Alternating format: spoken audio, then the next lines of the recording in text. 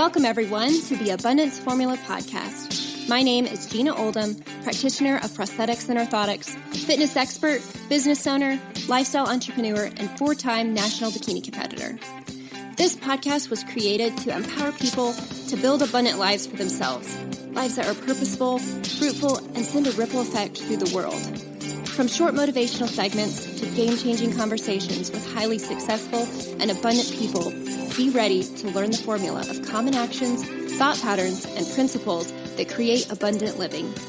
Whether it be your mindset, health, business, or relationships, the Abundance Formula has what you need to uplevel your life to the one you're called to live. So here we go.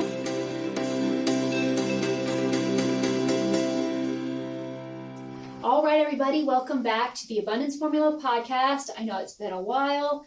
COVID and all kind of crazy stuff has happened. We have a studio now, which is so awesome. So anybody that's local, like our guest today, we're hoping to do in the studio and it'd be just really fun and bring this to YouTube and have just a lot more ways to get in contact with us for the podcast. So today's guest, I've been so excited about having for however long since COVID now, because we were about to do it right before COVID kind of happened. This is Erica Van Slyke. She is a digital creator and founder of Designing Vibes, which is a kind of lifestyle design blog business. She has just basically hacks for the home, body, and soul. We're going to talk a lot more about that. She is the host of the podcast, The Introverted Influencer, which I can't wait to talk about with you guys. And she's been featured in some amazing media. She's been in Domino Magazine, The Today Show, HGTV, Better Home and Gardens, and The Pioneer Woman. And I know there's even more since then. So I can't wait to bring you guys some awesome content with her. So thanks for coming today, Erica. Thank you for having me. Yes, we're so excited. Okay, so for those of you that don't know Erica, go ahead and tell us kind of a little of your backstory and some insight into the journey as to how you're now this full-time, super successful blogger, mother, entrepreneur, all this awesome stuff, kind of what that's looked like. Okay, well, first of all, I've just got to get off my chest that I am so nervous. Public speaking is like my biggest fear. So if I stutter or fumble for words, y'all I'm not having a stroke. I'm just having a mini panic attack. But I'm stepping through it today. So my name is Erica, and I am a full-time blogger and a mother of two boys, a wife of 13 years, and just more recently, a podcast host. And you're probably thinking, okay, so she just said she's got like a major fear of speaking. So why does she have a podcast now? And other than my children, my biggest why right now is serving as a beacon of just hope to other women out there, and specifically mothers who struggle with depression and mental illness. So ever since, I remember the age of 8, actually thinking about taking my life. So I just kind of went through life feeling like I didn't belong on this planet. I didn't understand the way our society worked, the way the world worked. It didn't seem intuitive. It didn't seem in alignment with my soul and my child's soul especially. And fast forward to the age of 21, and I had overdosed on prescription sleeping pills, and I was forced to go to rehab. And there, not only was it, I didn't have the option because that's the law. When you take your life, you try to, you're forced to go to a rehabilitation facility. And I also had to detox from the prescription anxiety medication that I was heavily abusing. And that moment was very sobering because I knew I was made for better, and I couldn't believe I'd let myself go that far. And so after I got out of rehab, I graduated college and got a marketing job with my degree, and I specialized in SEO and digital marketing. So I was actually running websites for companies and being a consultant. And I was kind of just playing the game, you know, like, okay, I'm using my degree. Yeah. Things were okay on the surface level, but there was still something missing. And fast forward, I'm 29 years old. I'm pregnant with my second child, and I wake up, it seems like just overnight, I wake up one morning and I don't want to get out of bed. And that is a terrifying, when those feelings of like hopelessness and despair come back, and you think you've conquered it, you think you've moved past it, and it hits you again. And you've got a baby growing in your belly. It's horrifying. I mean, I was going back to that dark place of thinking I was worthless. You know, why do I even exist? I'm a horrible mom to my firstborn because I'm too depressed to even get out of bed and like play with him. And I could see at that moment, I was self-aware enough from the first time I had fallen into that mental breakdown to stop myself. And well, I mean, obviously I had to. I can't harm the life inside of me by what I might have done in the past, like going out on a binge drinking spree or abusing anxiety medication. I couldn't do that. So I pulled myself together as much as I could, and I kind of brainstormed like what would be a good way to pass the time and almost distract myself, but come up with like a healthy coping mechanism for this depression. A year before that, my husband and I had sold our first home, and it sold like within 2 days, which that was not common at all in that market. This was like 10 years ago. And the realtor, my realtor in particular, she said, wow, I've never seen a home stage like this, and your eye for design is just amazing. Why don't you start like a interior design business or stage, or help me stage? But at the time I was like, well, you know, I felt like my hands were full. I was working and I just wasn't ready to take a risk or step out at the time. But that stuck with me. And I thought, maybe interior design is not, you know, very practical for me to like have to get babysitters, to go out, network, give consultations, go on site. But hey, I run websites and blogs anyhow. Why don't, that's just the natural like next step, like path of least resistance. So I started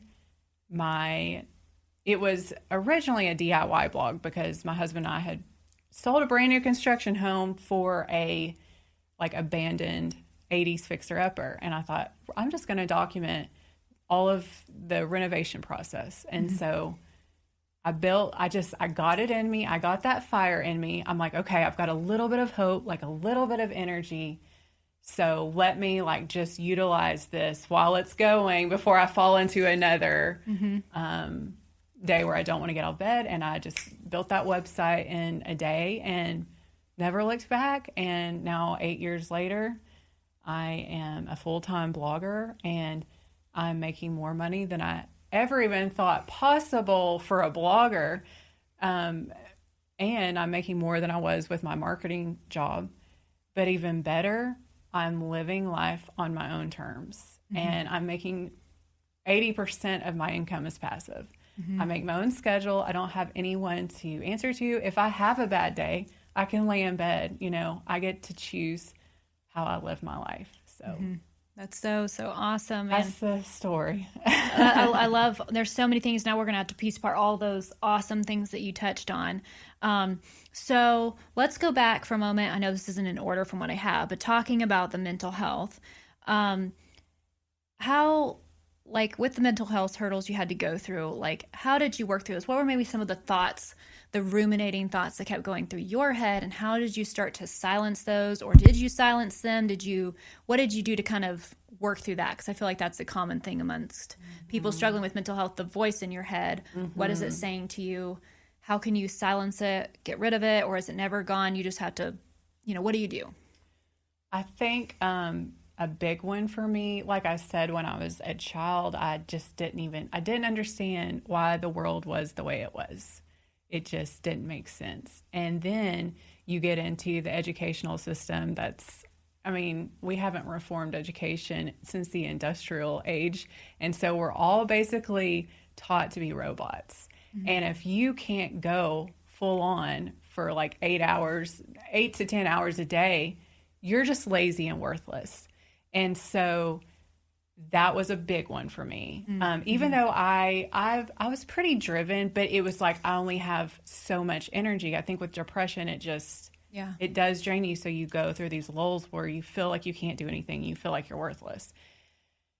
And I think a lot of approaching like mindset work and self-development that I started to get into, especially from female teachers, is that what helped me was that I realized there's not just one way to approach success, mm-hmm. that it's not all the masculine hustle, grind, burn yourself out, that there are different avenues and you can approach it with flow. You can leverage the art of flow, mm-hmm. and it gets to feel easier, and it gets to feel more conducive to how you want to live your life. Mm-hmm. And that was a big one for me, but also, thanks to a few people in the health industry, and that's how we met, mm-hmm.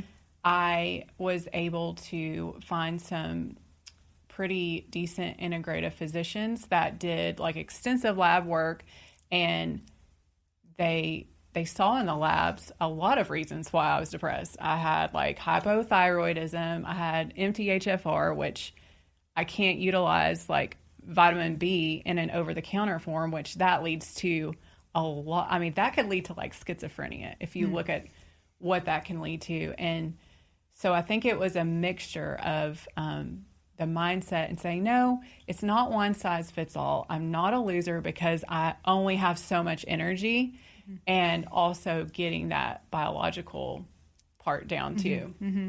Yeah, no, those are all really great points. I love and for anybody out there, one of my favorite books that I read recently was from Chip Gaines called No Pain, No Gains. And he was totally talking about kind of in the education system, like he was definitely the hyperactive kid that just was not made for sitting in this box for X number of hours. And because he kind of seemed like, not focused or whatever, ADD, whatever, everybody just kind of discounted him like he was not going to be successful. He wasn't smart. He had a hard time sitting there and just listening or even to read. Like he was much more an interactive learner. Let's do it physically, and it made more sense to him that way. And so obviously as he's, so he was just kind of barely getting by with the grades. But then of course getting out of school and actually putting, action to purpose, how successful is Chip Gaines, right? So, I mean, it has, especially as a kid, I can imagine how that would feel to think that your success is being on the certain plane of what it looks like for that particular niche of school, mm-hmm. and it's kind of like you said, trying to make a one size fits all, and the people that don't seem to fit that learning style then are made to feel like I'm not good enough, or what good do I have to do, or I don't have any of these gifts, or even to tell themselves school's not my gift. It's not even that school might not be your gift, but that learning style might not be your learning style and you need something else. And so, yeah, it'd be really great to try to find ways to change a little the education system for these kids that have different learning styles to get a piece of each of those things and to just have that insight for kids. I wanted to interject. I'm sorry. Yeah. What was so deceptive to me was I could pull it together to memorize, mm-hmm. and I did make straight A's, and I graduated with honors in college. But that was deceiving because I thought, okay, I'll get my degree. I've made great grades. I'm going to go out there and I'm going to crush it. Uh-huh. And of course, I graduate in the crash of 2000. It was uh-huh. around 2009, and that was a big confidence killer. Mm-hmm. I had this idea of what I was going to be because I did great in school mm-hmm. because I knew how to kind of play the system and memorize. Right. But then when it came to application and getting out there, it was just, yeah, I was like, ugh. And then when I finally did land a job, it was, I can't sit here for 8 hours at a cubicle mm-hmm. doing this. Like, this does not work for me. And it felt like a cage. It felt like a slow death. Yeah. Well, and I was doing some research, and it's like, it's 80% of Americans are unhappy in what they do. and 80% do not feel fulfilled and happy in what they do, which a lot of times is linked to people's jobs because most of your days in the week and hours are spent at your job. And so that kind of ties into the next question I wanted to ask you about. So you decided to start this blog. I'm sure there was a moment when you realized like, okay, could do this full time. This is something that lights me up. It's totally different. I mean, not totally different. I mean, you had a background that kind of could help with the blogging, but wasn't probably something you ever pictured. I'm going to be a blogger one day, full time, especially like right now. Of course, it's probably shifting a little bit more nowadays with the whole influencer wave and blogger, becoming more of a really realistic profession for people. But especially back when you were getting into it and when I was younger, that would have been something someone would say, that's not a real job. Oh, yeah. You can't, Absolutely. So I'm so disappointed that you went and did all this education and now you're going to spend all your time on this and you've got kids and you're putting your focus here and all that stuff. So what was your support system like, whether from family, friends, whatever? Was it like super supportive or was there a lot of, pushback, and how did you navigate that space? I would say in the beginning, the only person that was supportive was my husband because we were dating and he witnessed my breakdown when I was 21.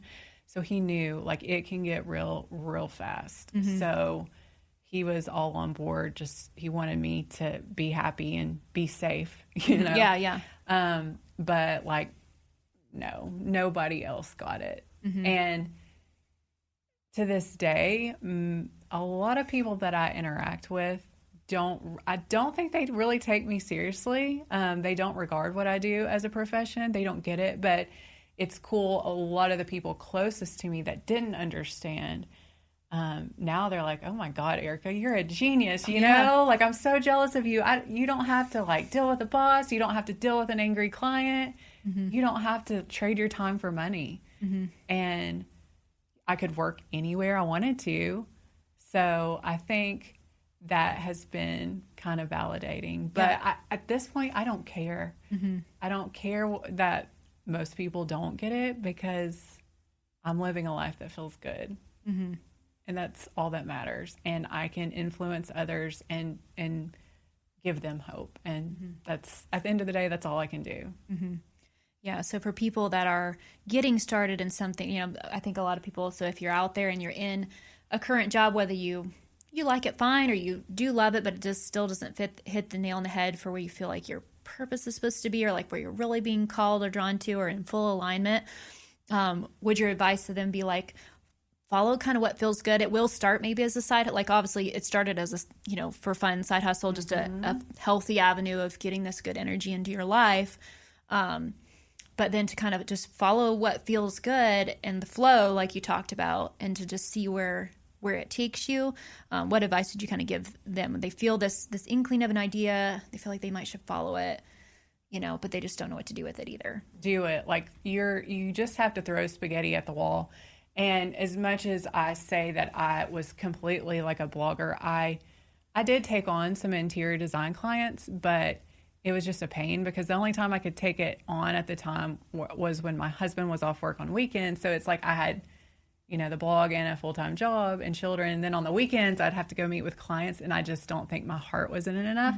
So I did try, different things, but blogging's just what stuck. So I just say action is where you're going to get clarity, and it's where you're going to either get confidence and with your wins, or you're going to get wisdom with your failures. That's awesome. So you can't lose, Yeah. No, I love that. Yeah. Just start trying stuff. It doesn't matter if it didn't work out. That's just direction. It's not like anything bad towards you that didn't work out, or it wasn't how you thought, or you didn't love it as much. Perfect. Now you know to move elsewhere and to follow the new breadcrumbs that come. I love that. That's such a great breadcrumbs. It's all about the breadcrumbs. Yeah. For sure. It's like you wish you could, of course, have the whole loaf, but it's not going to work that way. It's just going to be a little. It's not. And our ego wants the whole loaf, of course, because we're so afraid of, lions attacking us in the jungle, and our ego's trying to protect us. But you got to not identify with that voice in your head. You got to recognize it for what it is. It's this primitive tool to keep you safe from threats in the woods. Right. But it's holding you back from living in your true authentic power. So. Yeah. I love this one woman I love to follow that's a motivational speaker and an author. Her name's Lisa Nichols. She phrased your relationship with fear really great. She's like, fear isn't even something to be afraid of. She's like, fear is there to give you direction. So fear is more like making you feel like, okay, I need to be a little more prepared. Okay, so I'm afraid of this particular thing. What's making me afraid? Do I feel like I need to be better prepared? Do I need to do a little more research? Do I need to do a little more homework? Do I need to ask somebody some questions? It's more like depending on what you're looking at, a preparation tool. Or if you're afraid to speak, or you're afraid to do a podcast, well, why is that? Okay, well, so I feel like I'm nervous about speaking. Well, what can you do to make yourself feel better about speaking? And so it kind of can just be a guidance tool as opposed to just fear. I shouldn't do it. Yeah. That doesn't mean I'm supposed to not be here because I'm afraid of it. Like people who do the biggest amazing things, great, motivational speakers, a lot of them are super introverted, but they feel called to do it. And so fear wasn't a deterrent, like this means you're not supposed to be here in this space. It's just, okay, how do I get as prepared as I can be so that the fear is just getting me more prepared so I do a better job as opposed to being a deterrent. And I thought that was kind of the first time I'd heard it phrased as like, it can be just more educational as opposed to, I love that. You're not supposed to be here. You don't belong. You're not good enough. And all those stories that kind of tend to be what we think fear is a sign of. Mm-hmm. So I thought that was kind of cool. That's great. I love that. And then into the blog. So kind of tell us a little bit about maybe what it felt like or how you kind of knew when to shift it from being the side hustle / strictly for this positive energy to being the full-time thing, like the experience of letting go of the faithful 9 to 5 and going all in and kind of burning the boats type situation. Okay. Well, I don't want to give the false impression. So by the time I had my second child, I was able to negotiate a deal with my boss at the time to be just a subcontractor and no longer a full-time employee. So that gave me a lot more freedom. I was able to work from home, and I had a little more time on my hands. But it was 2 years into blogging, and I was making like decent money. I could start to see hope. Like this wasn't just like babysitter money anymore. Right. Yeah. And my boss came to me and he's like, I need you to take on, it was all these projects that I'm like, it was like a hell no. Uh-huh. I didn't even want to figure it out anymore. Yeah. But also at the time, I had already started learning manifestation and neural reprogramming techniques. And I knew I couldn't play small, and that was splitting my energy, and it was playing small, holding on to that safety net. Mm-hmm. And so I had this feeling that if I let go and if I showed surrender and trust in the universe, I just had a feeling that would make me much more magnetic, and I would no longer have that split energy. So I would have to make it work. Mm-hmm. And so I wasn't quite matching my income from the marketing job. Right. I quit it, and then 3 months later I was making double. Mm-hmm. So that's what that's what's teaching me to step through the fear, because most of the time I'm always rewarded when I do step through that. Yeah. Yeah. And I feel like that intuition's never wrong. Like you kind of know when the moment is, like, it's not, you don't see that glimmer of hope just yet that it's the right time. You kind of know intuitively when it's the right time. Doesn't mean you're fully set up. Doesn't mean all of the ducks are in a row at all. No. And like I freaked out. Like, don't get me wrong. Yeah. I was freaked out. Yeah. Like, what did I just do? Yeah. I just lost like stable income. But at the same time, a point that I would love to make is that I watched both of my parents, educated, corporate jobs. They both got laid off in their 50s when the market crashed. And I watched that, as I was about to graduate college. And I'm like, really?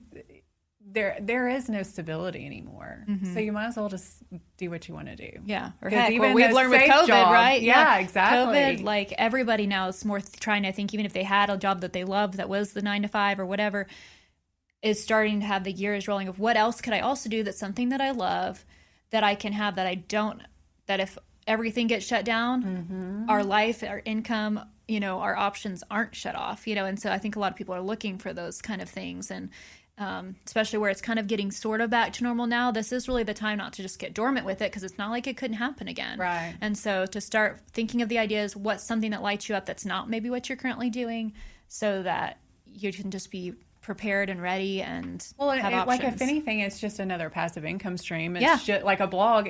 And there's no overhead. There's hardly any overhead. So you really can't lose. There's not much of a risk. And you get to these points in your, at least for me in my blogging career, where I'll have a lot of traffic going, things are going well, and I can just kind of hit it on like auto pilot and kind of be a slacker for a while. And then it doesn't have to consume all of your time, is what I'm saying. And you could still have that 9-to-5 job that you like and just use like blogging as just like a rental property or a stock investment.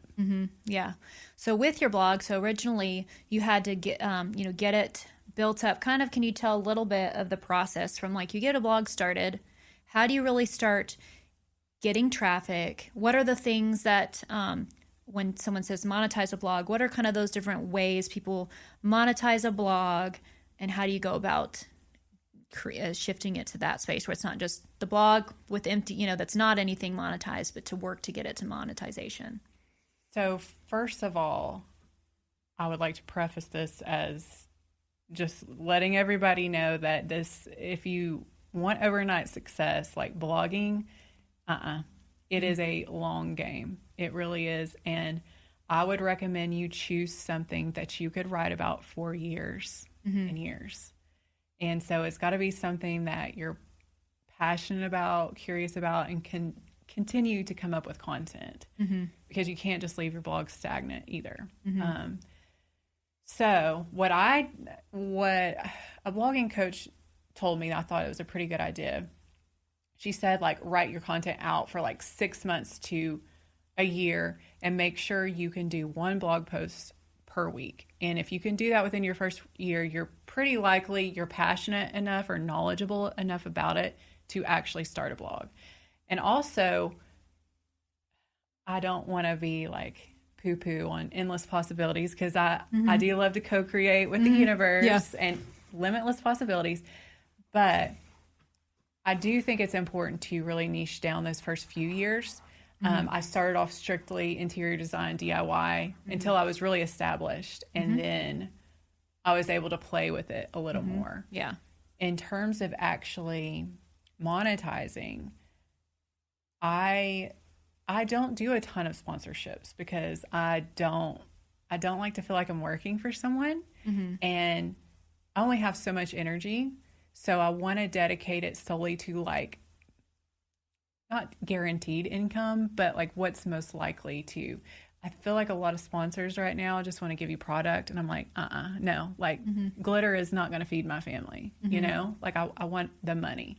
So I am, 70% of my revenue is ad revenue. And then I would say about the other 20% is affiliate commission revenue. And then I'll just randomly take on sponsorships just every once in a while if it's something like I'll use or if I can get behind, but it's not something that I pursue. Right. And what's awesome, the advertising agency that I'm under, Mediavine, I think you have to have like 50,000 sessions a month to qualify with this agency that I've been with for years. What's a session? It's a metric, like a traffic metric, like Google measures, Google Analytic. Okay. So it's so easy. Like they accept you once you can prove you've made these metrics with your Google Analytics, and then they give you like a little snippet of code. You stick it in your website. They handle all the advertisers for you, and they give you direct deposit each month. Oh. Yeah. So they don't have to, so you don't have to like get a certain amount of people that officially from your website show evidence that because the ad was on your website, they bought XYZ. It's just more that you're bringing the people as opportunities for them. That's great. So then you don't have to actually close a deal, basically. Close a deal. That's more the affiliate. So nice. It's like set it and forget it. My job is just to come up with get the traffic. helpful content. And But now the affiliate marketing, that is commission. So Right. the person does, once they click on like a link that, let's say I'm doing a DIY tutorial and I'm like, I used, The pillow. this drill. Yeah. And I have an affiliate link. I'm like, you can buy this here, the same one. The person would have to click on that link and actually purchase it, but they can purchase anything within that shopping cart and I'll get a cut of it. So, So then to get that, say 50,000 eyeballs, what did you do to get to that number? Like if you knew, okay, this is what I need to be part of this ad agency, what did you kind of do to get your blog to that number or to that range? Just put out good content and it kind of just happened, or what did you do? I mean, since I did have a background in search engine optimization, I knew best practices, but I didn't really let that dictate the content. Right. It was like, I'm inspired. I want to do this. I have this idea. I'm going to do it. I don't care if I look into the analytics and see, oh, that's too competitive of a keyword. I'm not going to do it. No, like if I'm inspired, I'm going to do it, but I'm going to use best practices. And if Google doesn't like it and doesn't put me up in the top rankings, well, that's okay, because I'll try it on Pinterest and I'll learn how to market it on Pinterest, because I basically just went with the one that I'm proficient in, SEO, and then Pinterest to me is just, I love it. Yeah. That was just my thing. I would do it regardless of if I had a blog. So I didn't let that dictate me, but But there's still like, some I was standards I was very consistent too. I had to get a post out like once a week. And once you've built up enough content, you can kind of be more relaxed with it, but you've got to get that ball rolling. And for me, it was like a gradual build. And it took you, how many years was it before you were able to get in, say, with the ad agency? Did it take you to get to that number? I think it was like 2 years. Okay. Yeah. Like I had 2 or 3 blog posts that went. So SEO is a long game, and that'll take you a good year to really get that down and to start seeing results from the SEO. Pinterest is a little faster. So Pinterest is actually what helped me a lot that first year. And I had like a few pins that generated some decent traffic, and I thought it was viral until I got like 3 years into my blog. And then I really had a viral post, and it like doubled my income, doubled my traffic overnight. So, wow. But then there is that, there's trends and they come and go. And so you have to be willing, like if that pin or that post is not as popular anymore, you just got to keep, like I said earlier, like throwing spaghetti at the wall, and you've got to love it enough to just keep going and keep trying. So for people in searching to educate themselves, so I know you did lots of, due diligence in educating yourself while blogging. Like you did had a blogging coach. You went to different blogger event things to learn, and and even things like learning about Pinterest. How do you go about, or did you go about learning how to optimize yourself through Pinterest, or even with that ad company? Where do people go to kind of gain knowledge, you think? Girl, or how do they start? I was cheap at first. I didn't want to invest that much. So Google University, I just typed the question in, and I just taught myself the Pinterest thing. That's cool. I actually did not invest in a coach until I had gotten on with Mediavine, and I was starting to make some serious income, and I'm like, hey, okay, like maybe I shouldn't have waited that long, but. And then tell us kind of about, so you've been in these big magazines, HGTV, Better Home and Garden, Pioneer Woman. How did some of those opportunities come about? How did you kind of land some of those features? How do people think once they're, say, at the consistent level like you were, or when, I don't know when those came about for you. Tell us a little bit about that. Like maybe what was your first big magazine get in, and like how did that come about?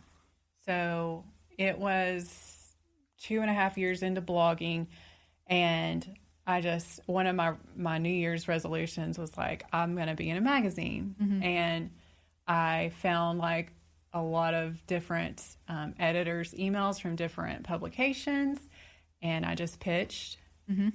The thing about it, I pitched a blog post that had great photos. I shoot in RAW first. I've learned photography. And so I made it as easy as possible for them to pick me. Because that way I have all the content for them. I have the images for them. You know, they don't have to invest in a travel budget to do a shoot or photographers or styling, any of that. So that was the big thing, is I'm going to make this as easy as possible for all of these publications. And I just reached out to random ones, and it took 2 months to hear back from the editor at Better Homes and Gardens. And I was featured in June 2017 issue of Better Homes and Gardens magazine. And then that led to actually, Better Homes and Gardens is great with networking. So I've just got featured again like last year, and that same editor just reached out again. And then they have like blogging awards every year. And so they've named me as a style maker since 2017. And that's an event, I just get to go and network with. I remember seeing that on Instagram. So, and I just got invited again. So I'm excited because we didn't get to do it in person. Yeah, I remember you year. seeing the virtual. I remember you open your little box that they sent you and all that cool stuff. Yeah, so that was the one that I did pursue. And I never heard back from most of the other magazines at the time. But then the other opportunities like HGTV, Domino, and Today Show. Yeah. They just reached out to me and they were like, "Can we use your photos and your article and your tutorial?" And I'm like, "Sure." So very, very cool.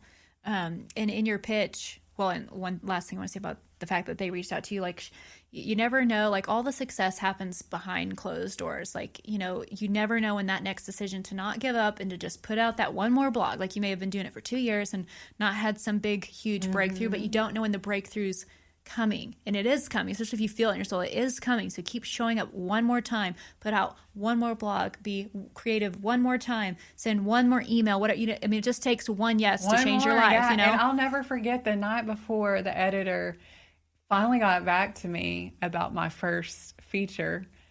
I had like a nervous breakdown about blogging because I was so sad that I hadn't heard back from anybody, and I was feeling like, oh my gosh, like I just suck at life and this and that. And it was one of those, I was probably really hormonal. I have those days where I just cry for no reason. And literally the next morning I wake up and I'm like, yeah, okay.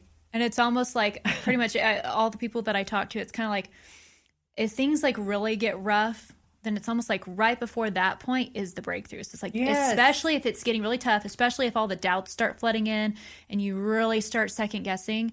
If it's something that, again, has really been on your soul and you just totally feel in alignment, even if everything else doesn't make sense, like, even if there's no evidence, it's right around the corner. Right around, It's like, you know, it's like Satan's trying to get you to give up because he knows your big breakthrough's coming. So if it seems to get so much worse, it's probably just right around that corner is the breakthrough, and is that thing, is that email. And if you were to give up right before, you know, you'd miss it. So like keep going, just do it the one more time, just don't quit one more day, and it could make all the difference. But I had never realized when I'd looked at like Chip and Joanna Gaines' story, I just thought of them because of this blog crossover. I really enjoyed their Magnolia story or whatever. Yeah, that they only were found because she just had a blog that they were putting on, and they were just doing their normal thing, kind of flipping, and she was blogging, and it was just the one blog that happened to attract the one, you know, producer that then was like, well, let's just come out and see what you guys do, and like has changed obviously everything. But so you just don't know what that thing could be, so just keep showing up and putting out the content, and just keep sending, you know, if you're pursuing your own, they obviously didn't pursue that, but like if you're pursuing something, just keep going, keep sending, you know, getting the no's is all fine, because it just takes one yes to change the course of everything. And so it's so cool, like, that the Today Show just happened to see your thing and like, you know, pulled you in. And that's just like, you just never know when that could happen. So I think that's just really, really cool. As far as the pitch goes, I think that's another question people will have. So like, so you already had an idea. Is that what you're saying, for like an article I already had had a blog post. It was like a tutorial. A lot of them were tutorials or room reveals. So I already had the written post with the photographs on my blog post that was already live on my site. So I would, you know, the pitch wasn't much at all. It was like 2 sentences because I know they're busy. Right. And I just kind of explained the project. And it's like, here's an idea. I think your readers would enjoy this. You can go to this link to see it all. And I maybe attached like one photo. But I think if you are trying to pursue publications, you either need to learn photography yourself and editing. And I'm not great at the actual photography, but at the editing is what saves me. Or invest in a professional photographer because you're just trying to make, think like that publication would think. You're saving them money by just handing it all to them. But what I'll say too, a lot of the magazine features are not really what built me up or even really did that much for my traffic. It was more like a cap and a feather and like recognition that I was doing the right thing. It looks good, right? On my bio, but I wouldn't like overemphasize that. I think, or at least for me, like money, would you rather have 1 million followers or $1 million? Right. Me personally, I'd rather have the money. No, I think that's so great for you, because I think people get stuck on that. Like, man, I haven't been in this feature. I haven't been given this outside validation, right? In this way that we think it should be. Outside validation at the end of the day. I mean, it's nice, and it felt like a wink from God that this was happening. Like I was still on my right path, but it's not. It didn't really do a ton for my traffic and my income. But what would you say has contributed the most to what brought in I guess just mainly getting that with the ad agency, like putting out good, regular, consistent content. And then getting the eyeballs so that you could partner them with the ad agency. It's all, for me. And that's why I really neglected social media, because at the time I didn't see, like Facebook, once they changed an algorithm, I was kind of posting there, and then they changed an algorithm and nobody saw my stuff. And I'm like, this is a waste of my time. Like, I've got to keep it on money-making activities. And if that person's eyeballs are not on my site, I am not getting paid. So I'm not going to sit around and stress over vanity metrics on Instagram. Why obsess over comments and likes and followers? That doesn't translate to money. Right. It doesn't. I mean, it might look good if you're trying to do a sponsorship that you can show those metrics, but at the end of the day, that's not really... Yeah, well, I love that, because I think that confuses people. Yeah, it's just more taking, or they'll feel bad, like they're going to fall behind in their profession if they're not keeping their Instagram up or what. I know, like, I've struggled that with before, because like I haven't been as active recently this past year since having my second baby, but I probably made a lot more money than like when I was before, so because who cares? It's like really a vanity metric. Yeah, it's like put more of your time, instead of making the photo shoot that you need to do for the Instagram, into, like you said, the money making activity. That takes a lot of time to do. Yeah, it's like now that's where I've just been so bad about posting. I mean, and that's the way I look at it. I'm like, well, I actually should just be making all the photos for the content on my actual blog and coming up with more ideas than stressing over like getting the lighting or the styling right for an Instagram photo. Right.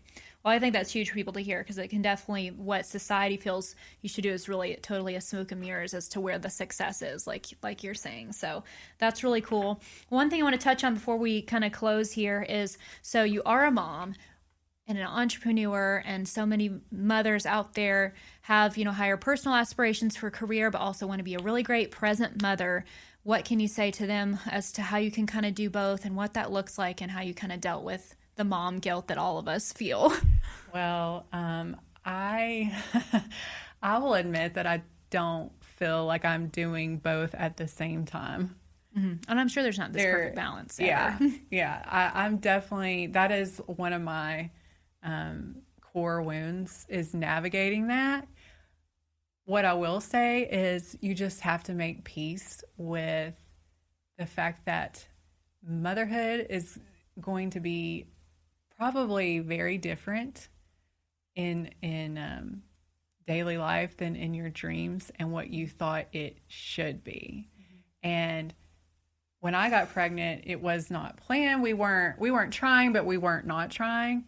And I thought, oh, well, I don't understand why people would work and just send their kids to preschool or daycare if they're not going to be with their children. I'm going to be a stay-at-home mom. I'm going to do crafts, and, I just saw myself as this perfect, stay-at-home mom. And then I had the privilege of being able to work, do my marketing job from home when I negotiated that. And I was like, oh my gosh, these kids, once they stopped napping, I'm like, no, they're out. And the first true and like major investment I made in my business was childcare.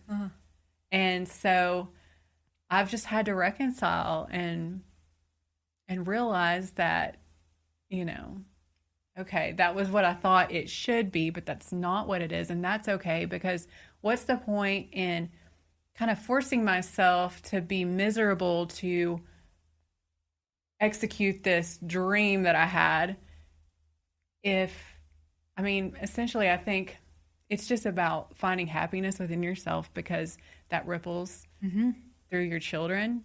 And if they see you happy and thriving, they know it's possible for them. And especially when they see you stepping outside of like the socially acceptable norm, that I think that opens their eyes to what's possible. And they realize they don't have to get a 9-to-5, that they really can pursue something they love, and they don't have to be miserable and feel like they're stuck in a cage working for someone else. So yeah, I love so much of what you said. Like, both, you're going to be a better mom if you're truly feeling happy and fulfilled, and like, I think you can have the best of both worlds, since you've got these kids. It's not like they're not there. You have time where you're working. It's almost like if you almost have the organization of a childcare, if that's something that you need, then they're having a great time there. And when they're home, you can be more present because you've already knocked out the stuff, instead of trying to constantly multitask all day long, trying to be with them, but then you got to do this. And it can be almost like worse if you can just not have the time blocks.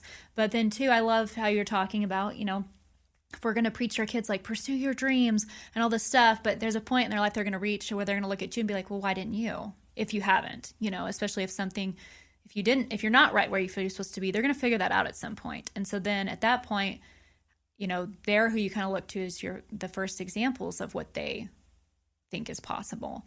And so, especially if you want to tell them to pursue what they truly feel called to do, and you didn't, you know, definitely so much of what we have in childhood is caught, not taught. And so thinking about those things, especially in what, you know, your career, what you're going to spend doing the majority potentially of your time, depending on everybody's family circumstances, is super important.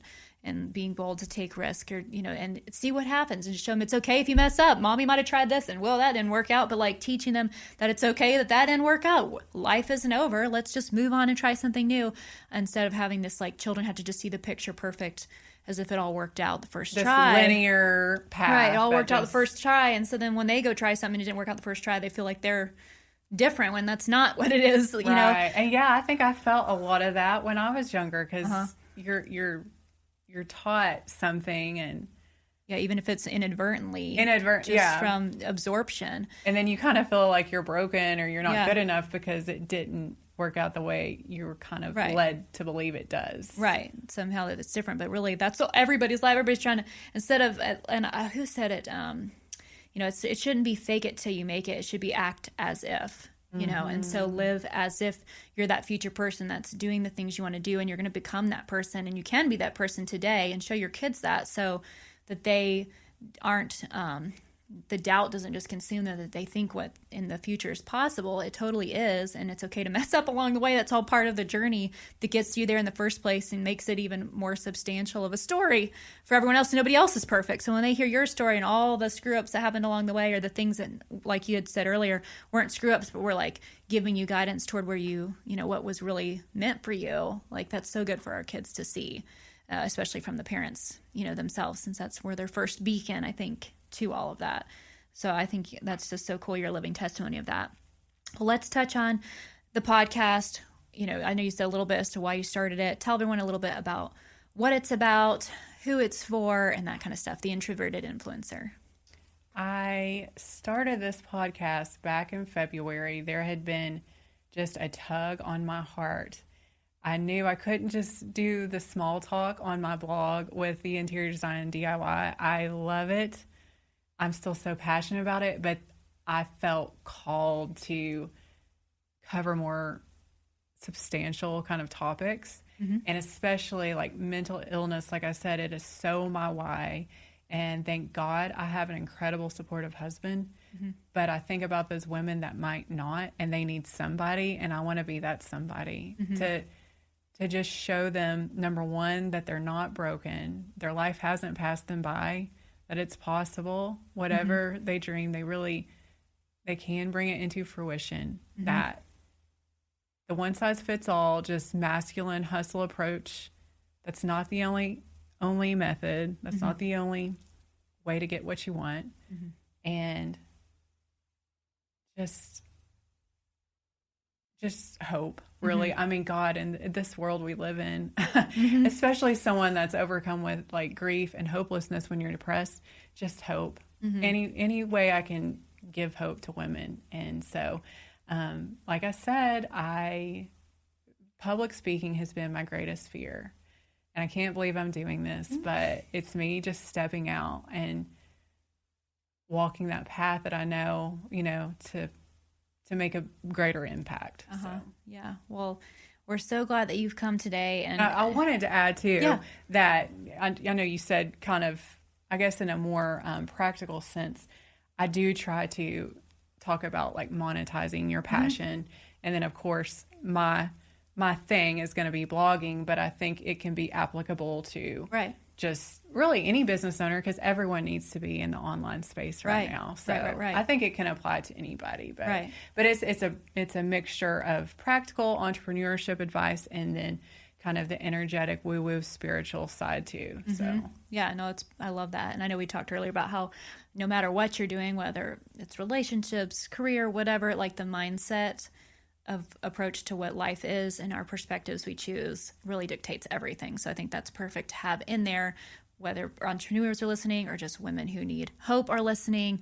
Like all of those things are really the baseline, like where education for optimal living should come from. So I think that's the perfect thing to have as part of that. And just, of course, being such a beacon for anyone that feels shy or feels like, how do I get my message out?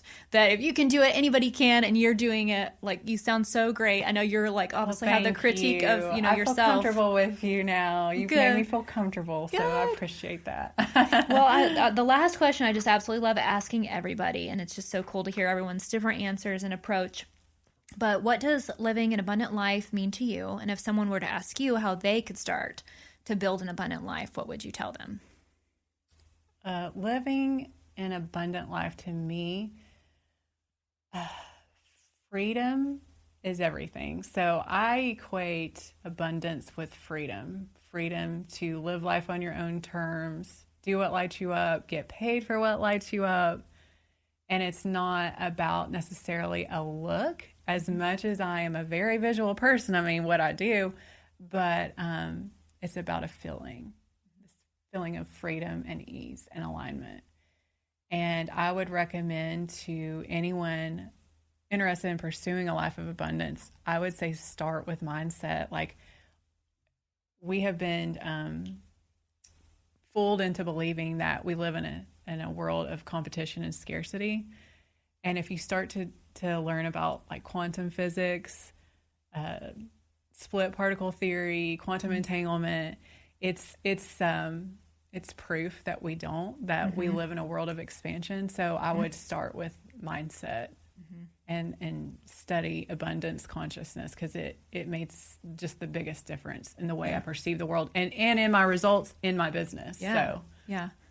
That's awesome. Well, thank you so much for being here. We appreciate you so much. Thank you for having me. And make sure you check out her podcast. And she's going to be speaking at an event that I've got going on November 5. We'll be talking more about that later. So make sure you go follow her at Design Vibes on Instagram. And do you have a Facebook as well? Is it Erica? I do, but I don't keep up with it. Okay. So yeah, my Instagram is at Designing Vibes. And then my website is designingvibes.com. Perfect. And the podcast is called The Introverted Influencer. And it's on Apple, Spotify, and Google Podcasts. Thanks so much for listening. I hope that you love this episode and that it was able to help you move in the right direction towards building the life that you want. If you take just a quick moment to leave us a positive 5-star review, I'd be so grateful, and share with any friends that you think would love it.